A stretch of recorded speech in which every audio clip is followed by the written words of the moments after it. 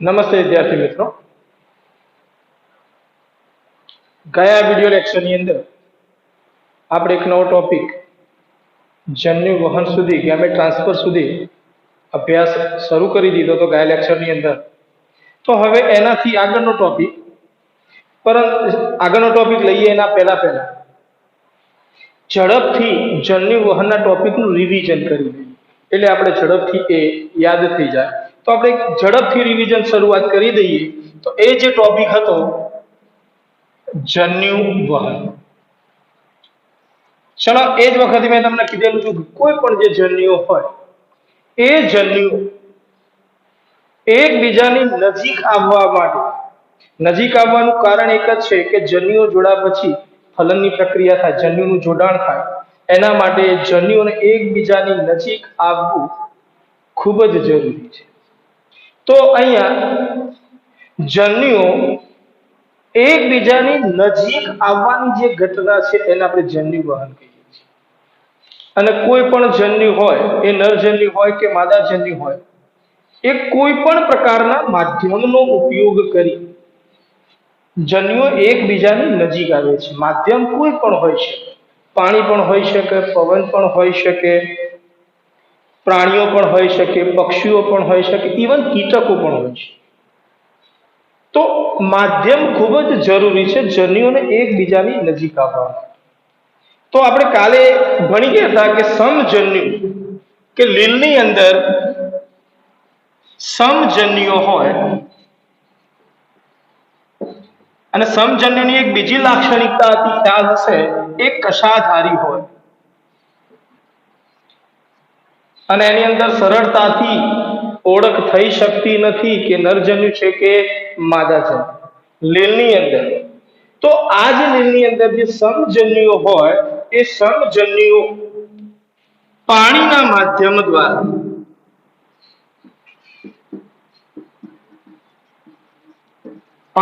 માધ્યમ દ્વારા એકબીજાની નજીક પહોંચે છે.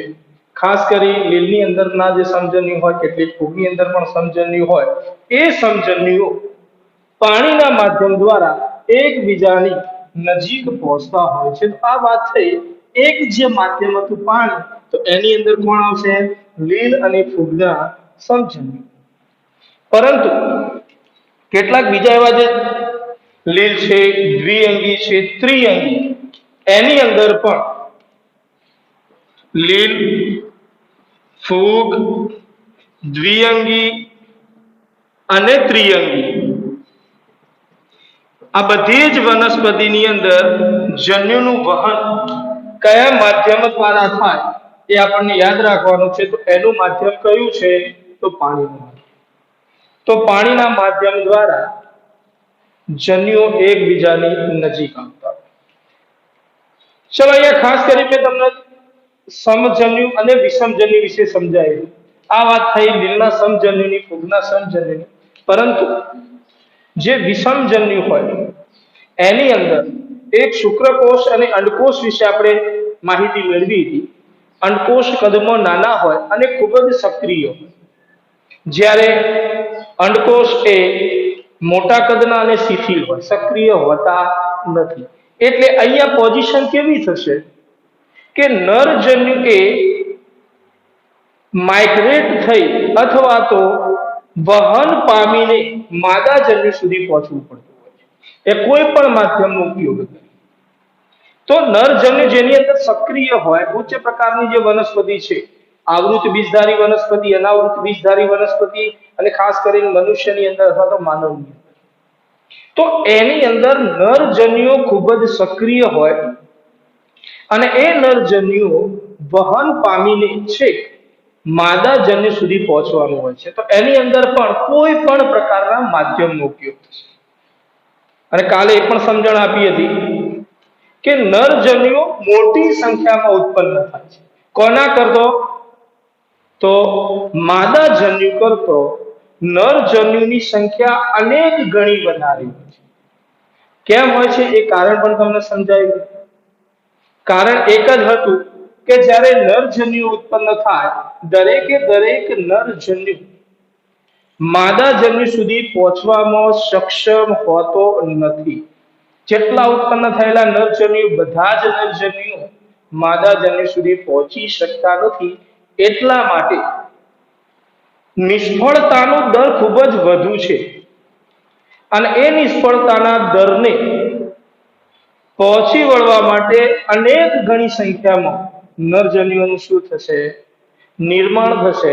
એટલે યાદ રાખવાનું કે નરજન્યુની સંખ્યા માદાજન્યુની સંખ્યા કરતો ખૂબ જ વધારે હોય છે. એનું એક જ કારણ છે કે નરજન્યુની અંદર નિષ્ફળ થવાનો અથવા તો વ્યય પામવાનો દર ખૂબ જ વધુ છે.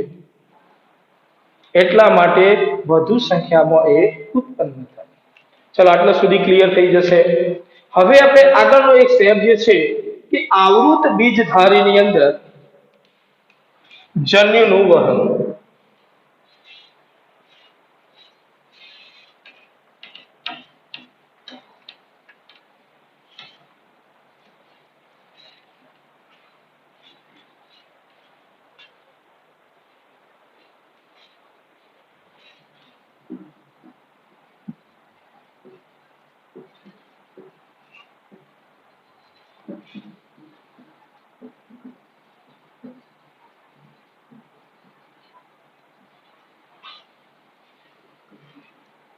ચલો હવે નવો ટોપિક જે ખૂબ જ અગત્યનો છે કે આવૃત બીજધારી વનસ્પતિની અંદર જન્યુઓનું વહન.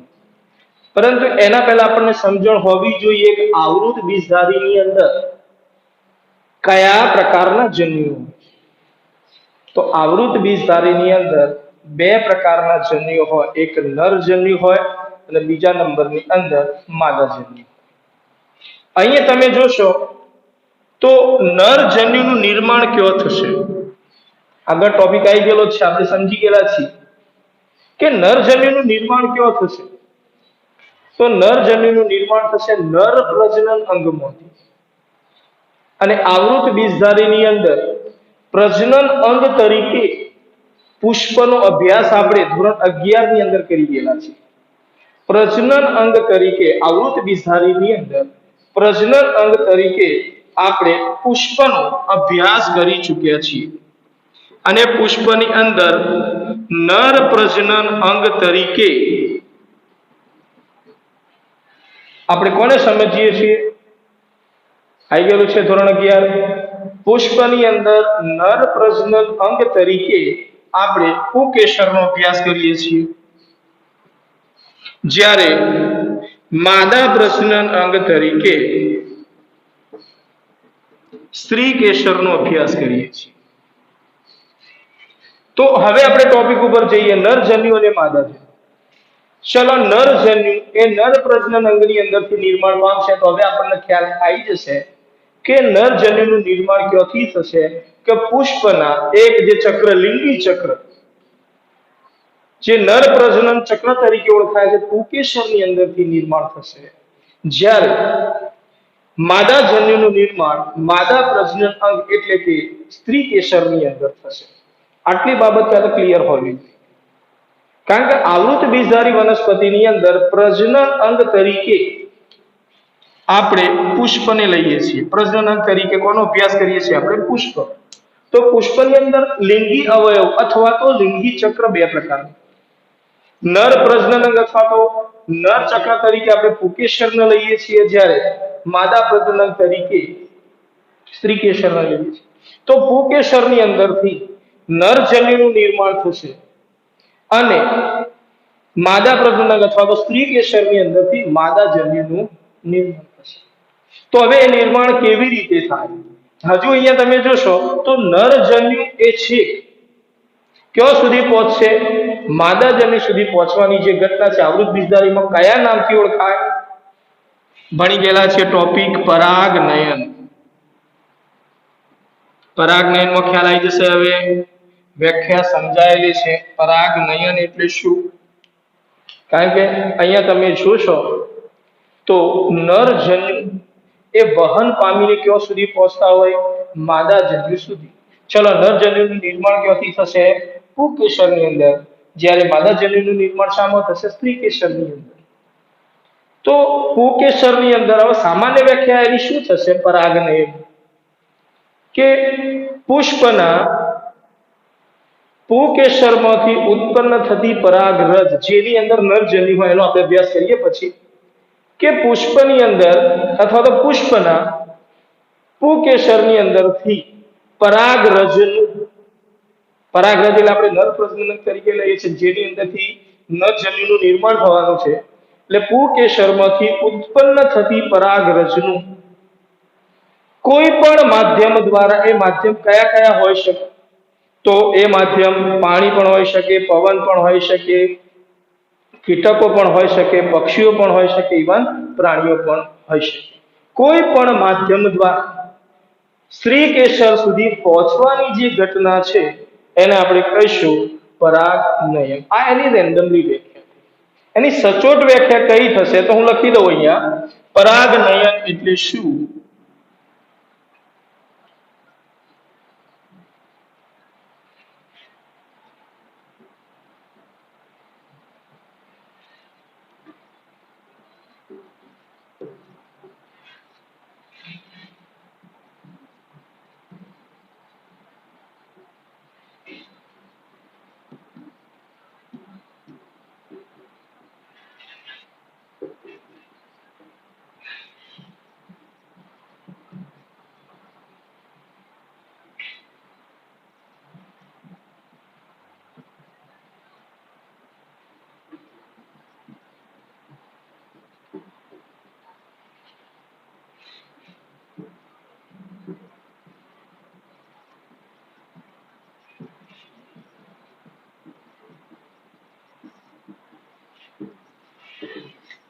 चलो હવે પરાગરજની આપણે વ્યાખ્યા જોઈએ કે પુષ્પના પુકેસર ચક્રમાંથી ઉત્પન્ન થતી અથવા તો પુકેસરમાંથી ઉત્પન્ન થતી પરાગરજ કોઈ પણ માધ્યમ દ્વારા એ માધ્યમ મેં કૌંસની અંદર લખી દીધા છે પાણી પણ હોઈ શકે પવન પણ હોઈ શકે કીટક પણ હોઈ શકે પક્ષી અથવા તો પ્રાણીઓ પણ હોઈ શકે સ્ત્રી કેસર સુધી પહોંચવાની ઘટનાને પરાગનયન તરીકે ઓળખીએ છીએ ચલો હજુ એની અંદર આપણે ડિટેલિંગ કરીએ કે ધારો કે પુકેસર હોય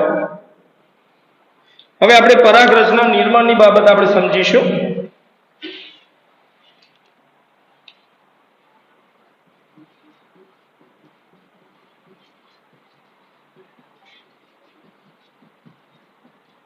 આ ટોપિક ઓના નેક્સ્ટ ચેપ્ટર ની અંદર આવશે એટલે ધ્યાન રાખજો અહીંયા પરાગરજનું નિર્માણ કેવી રીતે થશે તો નર પ્રજનન અંગ જેને આપણે પુકેસર તરીકે ઓળખીએ છીએ પુકેસરની રચના આપણને ખ્યાલ છે પુકેસર તંતુ યોજી અને પરાગાશય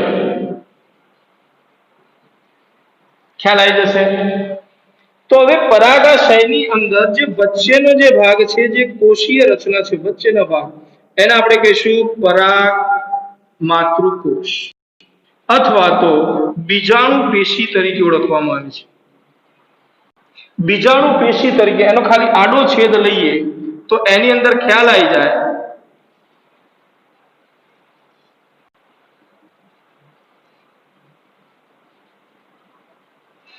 તો અહીંયા તમે જોશો તો આ રચના છે એ બીજાણુ પેશીની રચના છે આડો છેદ લઈએ તો એની અંદર આટલો જે ભાગ છે એ અહીંયા દોરે આ બીજાણુ પેશી છે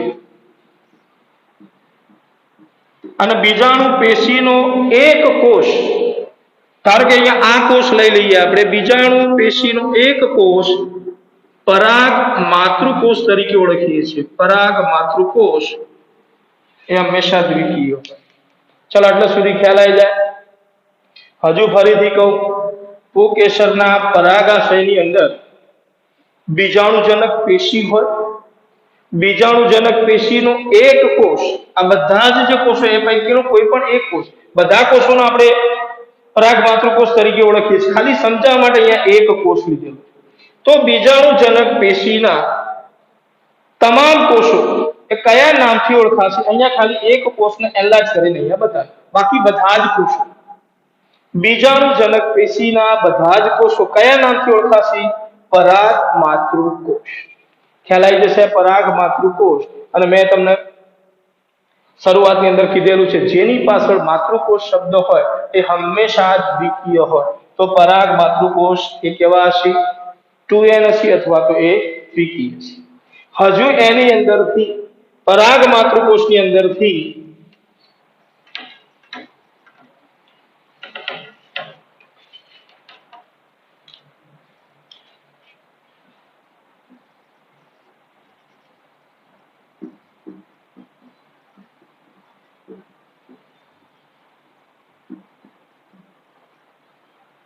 પરાગ માતૃકોષ જે 2n હોય અને હવે પરાગ માતૃકોષની અંદર અર્ધીકરણ થઈ એમાંથી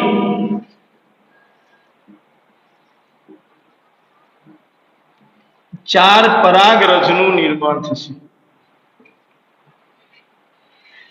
ચલો પરાગરજનું નિર્માણ સુધી ખ્યાલ આવી ગયો. ફરીથી હજુ રિવાઇઝ કરું.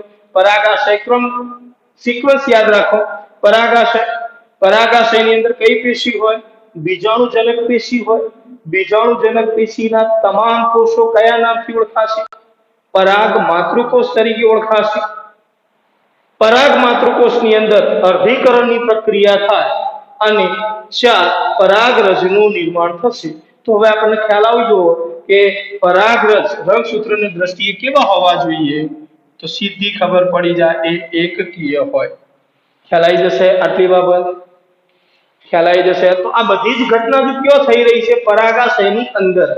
આ બધી જ ઘટના કયો થઈ છે? પરાગાશયની અંદર જ થાય. તો હવે પરાગરજનું શું થઈ ગયું? અહીંયા એકકીય પરાગરજનું નિર્માણ થયું. હજુ તમે જોશો તો નરજન્યુનું નિર્માણ થયું નથી. હવે નરજન્યુ કેવી રીતે બનશે? હવે આ એક જે પરાગરજ છે એક જે પરાગરજ છે એની અંદર કોષ કેન્દ્રનું વિભાજન થાય અને એની અંદર 2 કોષ કેન્દ્રનું શું થશે? નિર્માણ. 2 અસમ કોષ કેન્દ્રનું નિર્માણ થાય. શા માટે શબ્દ મેં વાપર્યો? એક કોષ કેન્દ્ર નાનું હોય, બીજું કોષ કેન્દ્ર કેવું હશે? મોટું. અહીંયા કોષ કેન્દ્રનું વિભાજન થાય અને 2 અસમ કોષ કેન્દ્રનું નિર્માણ થાય. એ પૈકીનું જે નાનું કોષ કેન્દ્ર છે એને આપણે કહીશું જનન કોષ અને મોટું જે કોષ કેન્દ્ર છે એને કહીશું આપણે વાનસ્પતિક કોષ અથવા નાલ કોષ. અહીંયા સુધીની પ્રક્રિયા કયો થશે? પરાગાશયની અંદર. તમે જોશો તો હવે પરાગરજનું નિર્માણ થઈ ગયું, પણ એ પરાગરજની અંદર કેટલા કોષ કેન્દ્રો છે? 2. કયા? તો એક જે નાનું કોષ કેન્દ્ર એને આપણે શું કહીશું? જનન કોષ. મોટું છે એને આપણે શું કહીશું? વાનસ્પતિક કોષ. તો અહીંયા પરાગાશયની અંદર જ્યારે દ્વિકોષ કેન્દ્રીય પરાગરજનું નિર્માણ થયા બાદ પરાગાશયનું શું થશે? સ્ફોટન થાય. પરાગાશયનું શું થશે? સ્ફોટન થશે. અને હવે સ્ફોટન થયા બાદ પરાગનયનની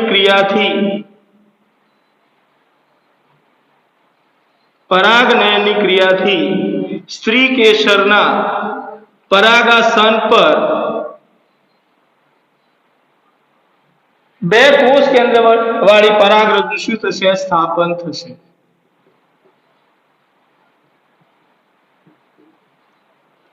મેં તમને કીધું એ જ પ્રમાણે હવે જો પરાગનયનની ક્રિયાની અંદર થોડો હવે સુધારો કરવો હોય તો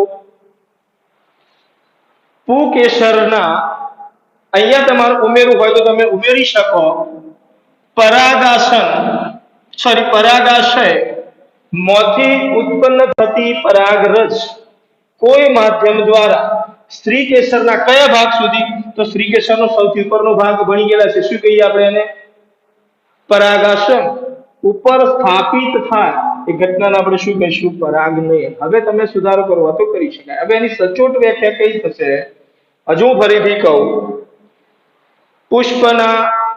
પુકેસરના પરાગાશયમાંથી ઉત્પન્ન થતી પરાગરજ કોઈ માધ્યમ દ્વારા સ્ત્રી કેસરના પરાગાસન સુધી પહોંચવાની ઘટનાને પરાગનયન તરીકે ઓળખીએ છીએ, પોલિનેશન કહીએ એને આપણે.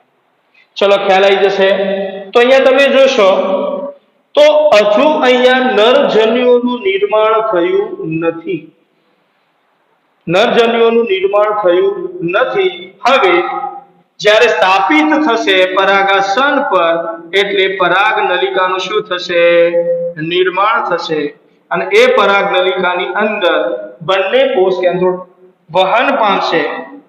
એની અંદર વાનસ્પતિક કોષનું શું થઈ જશે? વિઘટન થાય. વિઘટન પામતો વાનસ્પતિક કોષ અને જનન કોષનું સમવિભાજન દ્વારા વિભાજન પામી બે નરજન્યુનું શું થશે? નિર્માણ. અહીંયા તમે જોશો તો નરજન્યુ કેટલા બન્યા? 2. હવે નરજન્યુનું શું થયું? નિર્માણ. ફરીથી કહું, આપણને અત્યાર સુધી ખ્યાલ આવી ગયો છે કે સ્ત્રી કેસરના પરાગાસન પર પરાગરજનું સ્થાપન થાય. સ્થાપન થયા પછી પરાગ નલિકાનું શું થશે? નિર્માણ થશે. પરાગ નલિકાની અંદર બંને કોષ કેન્દ્રનું શું થશે? વહન થશે. વાનસ્પતિક કોષનું આગળ જતો શું થઈ જશે? વિઘટન થઈ જશે.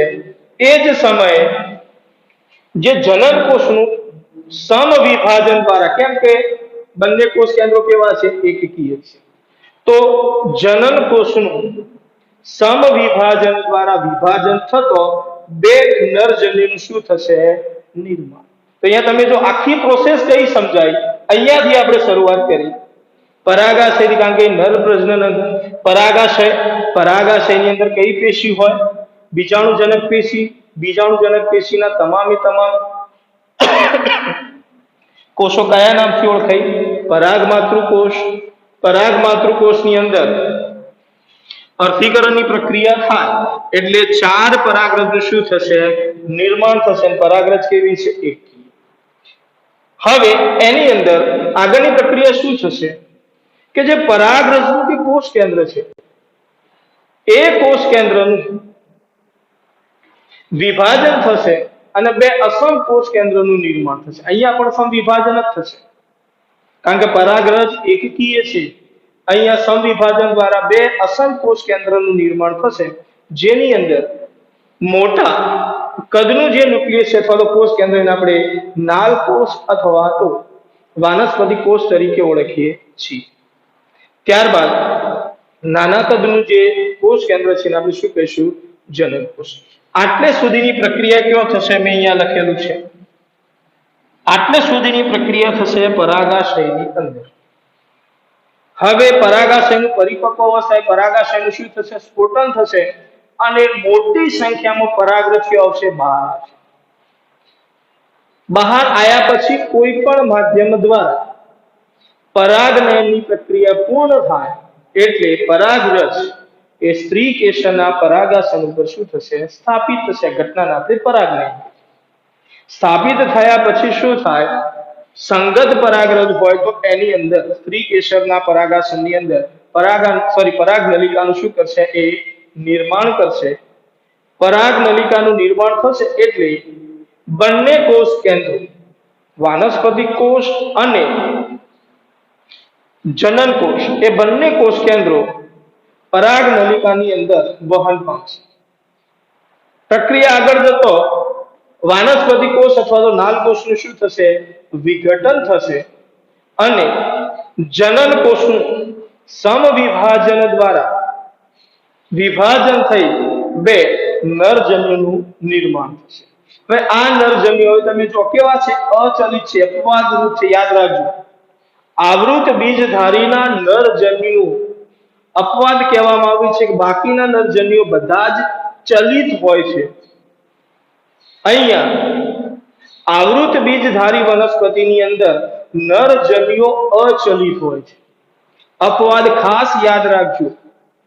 1 માર્કના પ્રશ્નની અંદર અથવા તો એમસીક્યુ માટે ખાલી જગ્યાના નરજન્યુઓ એ અચલિત હોય છે. આવૃત બીજધારી પણ લખી શકાય અથવા તો કોઈ પણ આવૃત બીજધારીનું કોઈ પણ એક એક્ઝામ્પલ પણ તમે મૂકી શકાય. હવે પ્રશ્ન એ થાય, અચલિત છે નરજન્યુ, તો કોની મદદથી એ માદા જન્યુ સુધી પહોંચી?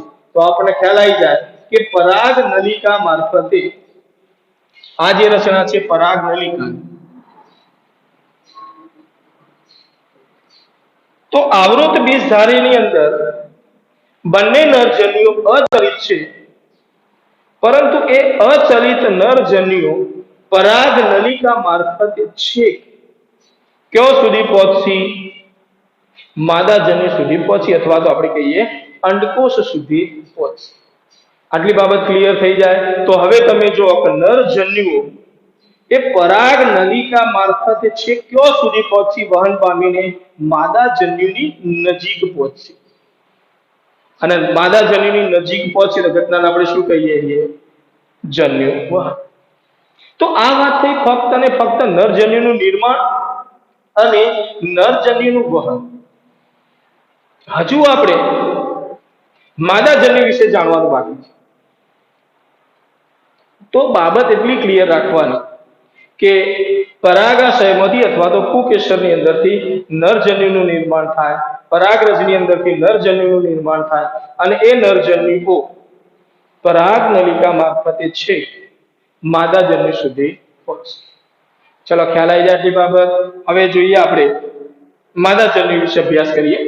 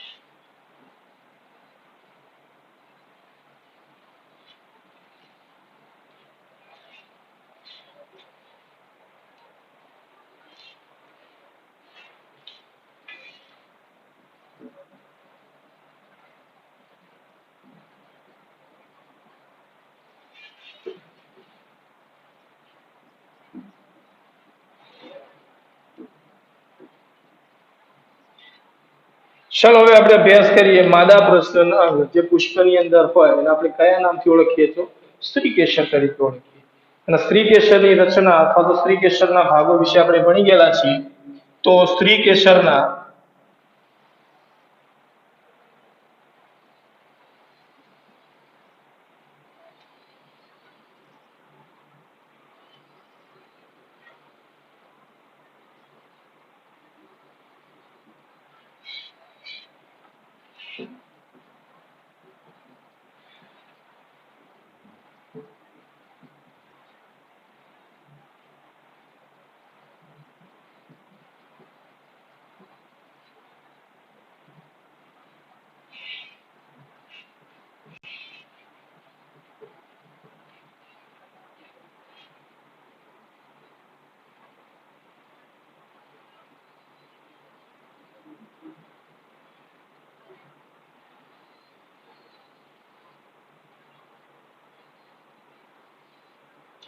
ચલો હવે આપણે અભ્યાસ કરીએ સ્ત્રીકેસરનો. તો સ્ત્રીકેસરના મુખ્ય ભાગ કેટલા? તો સ્ત્રીકેસરનો સૌથી ઉપરનો ભાગ જે સહેજ ફૂલેલો હોય તેને આપણે પરાગાસન તરીકે ઓળખીએ છીએ, જેના પર પરાગરજ સ્થાપિત થવાની છે પરાગનયનના અંતે. એના પછીનો જે બંધ ભાગ છે પરાગવાહિની, જેના મારફતે પરાગ નલિકા છેક કયો પહોંચે? બીજાશય અથવા તો અંડાશય. અને બીજાશયની અંદર અંડકની રચના હોય છે. એ પણ આપણે ધોરણ 11 ની અંદર ભણી ગયેલા છીએ. અંડકની અંદર આપણે કહીએ છીએ કે માતૃકોષ હોય એનું વારંવાર વિભાજન, સોરી આખી આખી જે રચના છે માદાજન્યુનું નિર્માણની જે ઘટના છે એ આખી આખી આપણે આના પછીના ચેપ્ટરની અંદર ભણવાની છે. અને આપણે અંડકની રચના આપણે આગળના ધોરણની અંદર ભણી ગયેલા છીએ. તો અંડકની રચના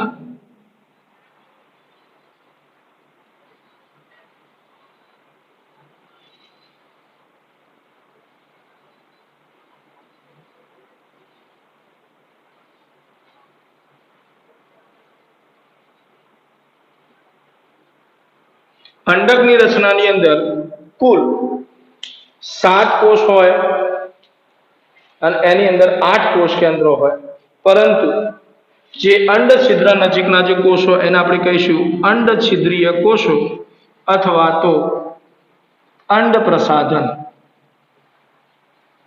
અને અંડ પ્રસાધનની અંદર કુલ 3 હોય, 2 સહાયક કોષો હોય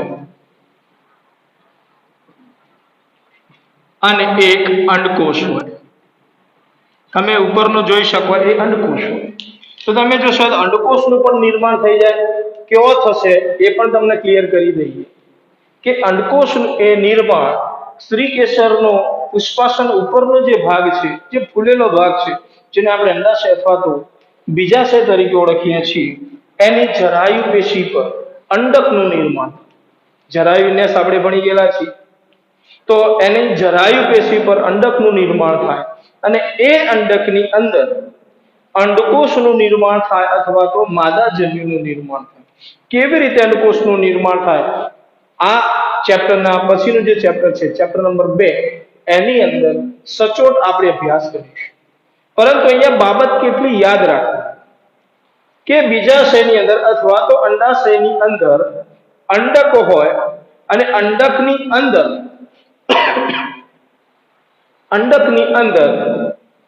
અંડકોષનું સર્જન થાય, જેને આપણે માદાજન્યુ કહીએ છીએ. તો બાબત આપણને ખબર પડી જાય કે ભાઈ અંડકોષ કયો હોય. હવે આગળનો ટોપિક જોઈએ કે નરજન્યુઓ કેવી રીતે છેક માદાજન્યુ સુધી પહોંચતા હોય. તો પરાગનલિકાનું નિર્માણ થાય અને એ પરાગનલિકા પરાગવાહિની મારફતે છેક કયો સુધી પહોંચે. અહીંયા તમે જોશો તો મેં તમને સમજાવી દીધું કે વાનસ્પતિ કોષનું વિઘટન થાય અને 2 નરજન્યુનું શું થશે? નિર્માણ. હવે આ બંને નરજન્યુઓ પરાગનલિકા મારફતે છેક અંડક સુધી પહોંચશે તો અહીંયા સુધી એ પહોંચી જશે.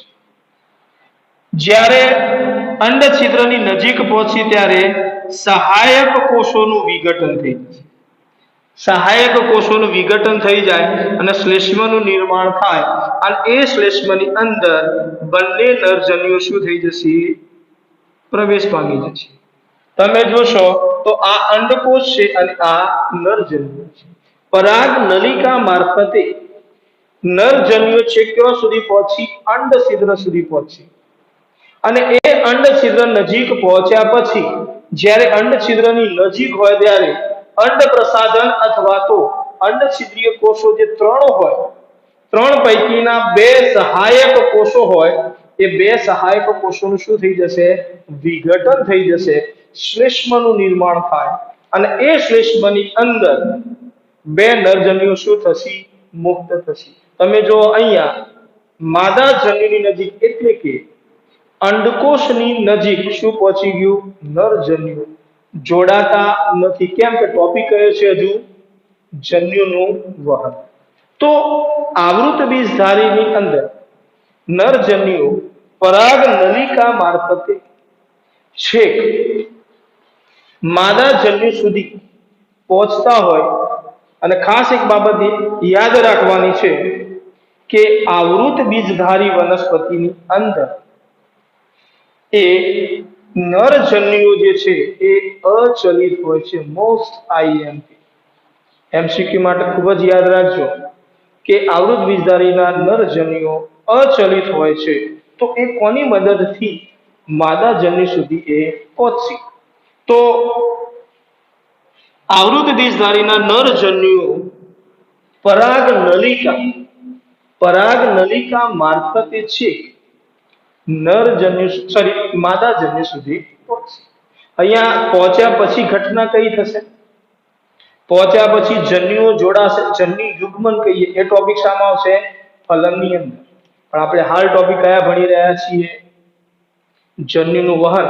તો નજીક પહોંચવાની જે ઘટના છે, નરજન્યુને માદાજન્યુની નજીક પહોંચવાની જે ઘટના છે એને આપણે કહીશું જન્યુ વહન. તો આ વાત થઈ આવૃત બીજધારીની અંદર જન્યુઓનું વહન. ખ્યાલ આવી ગયો હશે?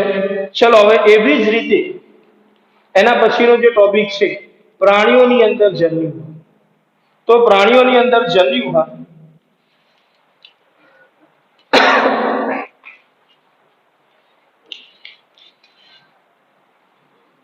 તો એની અંદર પ્રાણીઓ બે પ્રકારના હતા.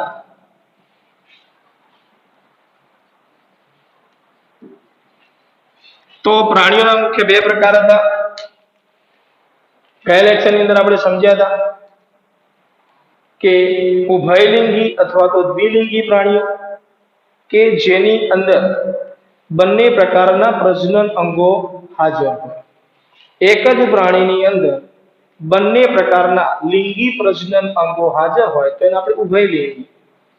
અને કેટલાક પ્રાણીઓ એવા પણ છે કે જેની અંદર કોઈ પણ એક બે પ્રકારના જે પ્રજનન અંગો છે એ પૈકીના કોઈ પણ એક જ અંગની હાજરી હોય તો એને આપણે એકલિંગી પ્રાણીઓ કહીએ છીએ. તો અહીંયા પહેલી બાબત છે કે જે એકલિંગી પ્રાણીઓ છે, તો એકલિંગી જે પ્રાણીઓ હોય એની અંદર નરજન્યુઓ માદાજન્યુ સુધી કેવી રીતે પહોંચતા હોય તો એની અંદર ઉદાહરણ પણ કાલે તમને કીધા હતા કે એકલિંગી પ્રાણીઓની અંદર આપણે મનુષ્યનો પણ સમાવેશ થાય છે, ઉચ્ચ પ્રકારના પ્રાણીઓનો પણ એની અંદર સમાવેશ થઈ જાય. તો એકલિંગી પ્રાણીઓની અંદર જન્યુનું વહન કેવી રીતે થાય? તો એકલિંગી જે પ્રાણીઓ છે, ઉચ્ચ પ્રકારના જે પ્રાણીઓ છે, જન્યુ વહનની ક્રિયા કરવા માટે મૈથુન ક્રિયા કરતા હોય, સમાગમની પ્રક્રિયા કરતા હોય. સમાગમ દ્વારા અથવા તો મૈથુન ક્રિયા દ્વારા નર પોતાના નરજન્યુ એ માદાજન્યુની અંદર પ્રવેશ કરાવી અને છેક માદાજન્યુ સુધી એ પહોંચતા હોય. તો જે એકલિંગી પ્રાણીઓ છે સમાગમ અથવા તો મૈથુનની ક્રિયા દ્વારા નરજન્યુને છેક માદાજન્યુ સુધી પહોંચાડે છે. તો આ વાત થઈ એકલિંગી પ્રાણીઓ. ચલો એના સિવાય બીજા છે ઉભયલિંગી પ્રાણીઓ અથવા તો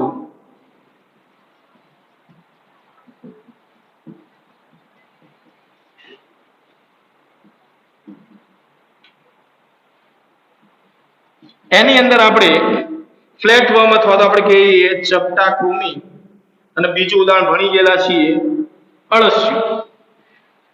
તો અળસિયાની અંદર બંને પ્રકારના, કારણ કે આપણે ભણ્યા છે એટલે યાદ હશે કે અળસિયાની અંદર બંને પ્રકારના પ્રજનન અંગો હાજર હોય. એની અંદર નર પ્રજનન તંત્ર પણ હાજર હોય એક જ સજીવની અંદર, માદા પ્રજનન પણ એની અંદર હાજર હોય. તો અહીંયા તમે જોશો તો મૈથુનની ક્રિયા નહીં થાય. ઉભયલિંગી પ્રાણીઓની અંદર મૈથુન ક્રિયા નહીં થાય, પરંતુ શું થશે? સ્વફલન થશે. ઘટના યાદ રાખજો, સ્વફલનની પ્રક્રિયા દ્વારા ઉભયલિંગી અથવા તો દ્વિલિંગી પ્રાણીઓ નરજન્યુને છેક માદાજન્યુ સુધી પહોંચાડે છે. તો માઇન્ડની અંદર હવે ક્લિયર કરી દો કે પ્રાણીઓની અંદર જન્યુ વહન કેવી રીતે થાય. પણ પ્રાણીઓના જે મુખ્ય બે પ્રકાર, એક જે છે દ્વિલિંગી પ્રાણી અથવા તો ઉભયલિંગી પ્રાણીઓ કે જેની અંદર માદા પ્રજનન અંગ અને નર પ્રજનન અંગ એક જ સજીવના શરીરની અંદર જ હોય. તો એની અંદર સમાગમ કે મૈથુન ક્રિયાની કોઈ આવશ્યકતા રહેતી નથી. તો એ સ્વફલન દ્વારા એ નરજન્યુ છે ક્યાં સુધી પહોંચી જશે? માદાજન્યુ સુધી પહોંચી જશે. ચલો એકલિંગી જે પ્રાણીઓ છે, ઉચ્ચ પ્રકારના જે પ્રાણીઓ છે, મનુષ્યનું ખાસ એની અંદર આપણે ઉદાહરણ ભણ્યા હતા.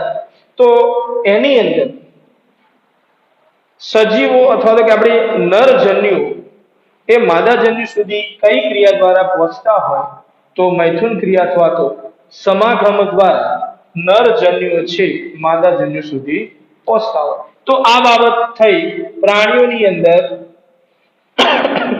જન્યુ વહન. તમે અહીંયા જોઈ શકો કે હજુ નરજન્યુ એ માદાજન્યુ સુધી પહોંચ્યા છે, જોડાયા નથી. જો નરજન્યુ અને માદાજન્યુ એકબીજા સાથે જોડાય તો એ ઘટનાને આપણે શું કહીશું? જન્યુ યુગ્મન, જન્યુ જોડાણ અથવા તો ફલન તરીકે ઓળખીએ છીએ. જે આના પછીનો નેક્સ્ટ ટોપિક છે.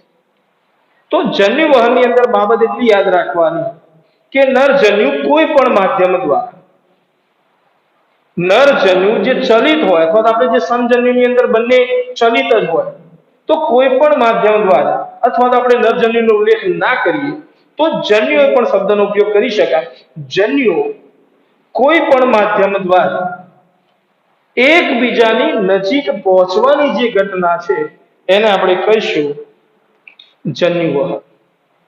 તો આજના ટોપિકની અંદર આપણે આખો જન્યુવહનનો ટોપિક ભણી લીધો. એની અંદર ફરીથી હજુ કહી દઉં કે જન્યુઓ કોઈ પણ માધ્યમ દ્વારા એકબીજાની નજીક પહોંચતા હોય. લીલની અંદર જો સમજન્યુ હોય તો પાણીના માધ્યમ દ્વારા લીલ, ફૂગ, દ્વિઅંગી અને ત્રિઅંગીના નરજન્યુઓ અથવા તો જન્યુઓ પાણીના માધ્યમ દ્વારા એકબીજાની નજીક પહોંચતા હોય. પછી આપણે જોયું આવૃત બીજધારીની અંદર પરાગાશયની અંદર પરાગરજ ઉત્પન્ન થાય. પરાગરજની અંદરથી જ્યારે સ્ત્રીકેસરના પરાગાશય પર સ્થાપિત થાય એટલે જનન કોષની અંદરથી વિઘટન પામી બે અચલિત નરજન્યુનું નિર્માણ થાય જે પરાગ નલિકા મારફતે છે ક્યાં પહોંચે માદાજન્યુ સુધી અથવા તો અંડકોષ સુધી પહોંચે. હવે સ્ત્રીકેસરની અંદર માદાજન્યુ ક્યાં હોય? સ્ત્રીકેસરની જે રચના છે પરાગાશય, પરાગવાહિની અને છેલ્લે જે ફૂલેલો જે ભાગ છે આપણે બીજાશય અથવા તો અંડાશય કહીએ. એની અંદર અંડકની રચના હોય અને અંડકની અંદર જે અંડ છિદ્ર તરફના જે 3 કોષો છે જેને આપણે અંડછિદ્રીય કોષો અથવા તો અંડ પ્રસાધન તરીકે ઓળખીએ છીએ. અંડ પ્રસાધન પૈકીના 2 કોષો સહાયક કોષો હોય અને એક અંડકોષ. જ્યારે અંડ છિદ્રની નજીક નરજન્યુ હશે ત્યારે સહાયક કોષોનું વિઘટન થઈ શ્લેષ્મનું નિર્માણ થાય અને એ શ્લેષ્મની અંદર 2 નરજન્યુઓ મુક્ત થતા હોય. તો અહીંયા તમે જોશો તો માદાજન્યુ સુધી નરજન્યુ પહોંચે પણ કોની મારફતે? પરાગ નલિકાની મારફતે. ખ્યાલ આવી જશે. ચલો પ્રાણીઓની અંદર ઉભયલિંગી જો પ્રાણીઓ હોય તો એની અંદર કઈ ઘટના જોવા મળશે? સ્વફલન. કઈ ઘટના જોવા મળશે? સ્વફલનની. કેમ સ્વફલન થાય? કે ઉભયલિંગી પ્રાણીઓની અંદર નર પ્રજનનક પણ હાજર હોય, માદા પ્રજનનક પણ હાજર. તો એક જ પ્રાણીની અંદર નર પ્રજનનક અને માદા પ્રજનનક હાજર હોય તો એની અંદર શું જોવા મળશે? સ્વફલન. એક લિંગી પ્રાણીઓની અંદર કઈ ઘટના થશે? તો સમાગમ અથવા તો મૈથુન ક્રિયા દ્વારા નરજન્યુ છે ક્યાં સુધી પહોંચી? માદાજન્યુ સુધી પહોંચી. તો આખો આ ટોપિક આપણે અહીંયા પૂર્ણ કરીએ છીએ. એટલે જન્યુનું નિર્માણ પણ પૂરું થઈ ગયું. એના પછી આજે અહીંયા જન્યુ વહનનો ટોપિક પણ પૂરો થઈ ગયો. તો કયો ટોપિક પૂર્ણ થયો? લિંગી પ્રજનનની અંદર આખું જે લિંગી પ્રજનન છે એ 3 ભાગની અંદર વહેંચેલું છે. 3 તબક્કાની અંદર વહેંચેલું છે. પૂર્વ ફલન, ફલન અને પશ્વ ફલન. પૂર્વ ફલન એટલે શું? ફલન પહેલાની ઘટના. ફલન પહેલાની ઘટના. પૂર્વ ફલનની અંદર કયા ટોપિક હતા?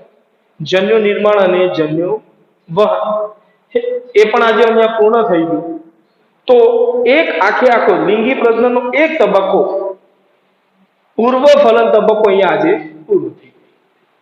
હવે એના પછીનો ટોપિક છે ફલન. એ હવે આપણે નેક્સ્ટ વિડિયો લેક્ચરની અંદર જોઈશું. બરાબર?